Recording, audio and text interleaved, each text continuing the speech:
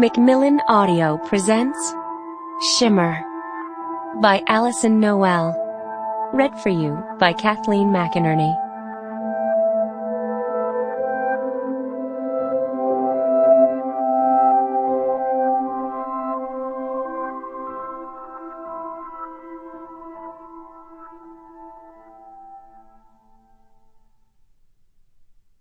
Forgiveness is the fragrance the violet sheds on the heel that has crushed it. Mark Twain. Chapter 1. If you think you know what it's like to be dead, if you think it's just an eternity of harp music and cloud lounging, well, think again. Ever hear the saying, life goes on? It does, long past the point when everyone else thinks it stopped. Take it from me, I've been dead for just over a year, and from the moment I crossed that bridge to the other side, well, that's when things really got interesting. Chapter 2. Go on, Buttercup! Go get it, boy! I cupped my hands around my mouth and squinted into a blanket of gooey white haze, still hours away from being burned off by the sun, gazing upon a beach that was just the way I liked it. Foggy, cold, a tiny bit spooky even, reminding me of our old family visits to the Oregon coast, the kind I sometimes tried to recreate on my own. But despite the infinite manifesting possibilities of the here and now, something about it just wasn't the same.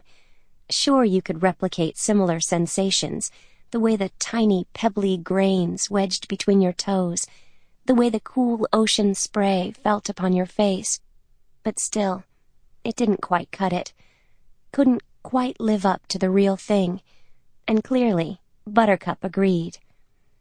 He sprinted after the stick, running head first into a dad enjoying an early morning stroll with his son, before emerging on their other side, causing the kid to stop and stare and gaze all around, sensing the disturbance, the sudden change in atmosphere, the burst of cold air, the usual signs a ghost is present.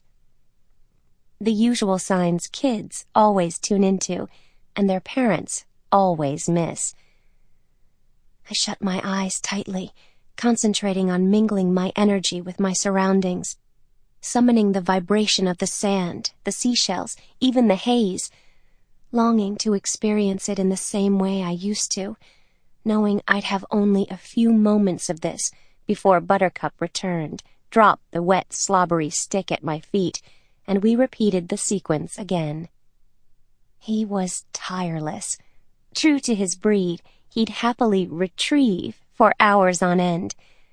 A nice long game of fetch, making the list of his top 5 favorite things, ranking right up there with dog biscuits, a warm patch of sun, bird chasing, and of course his newest love, flying.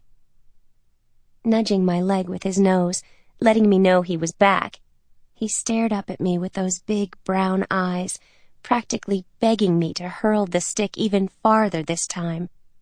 So I did, watching as it soared high into the sky before it pierced the filmy white veil and was gone. Buttercup dashing behind it, tongue lolling out the side of his mouth, tail wagging crazily from side to side. The furry yellow tip the last thing I saw before the mist swallowed him whole, and he vanished from sight, leaving only a faint echo of excited barks trailing behind. I turned my attention to the small flock of seagulls circling overhead, swooping toward the water, and filling their beaks with unsuspecting fish before taking flight again.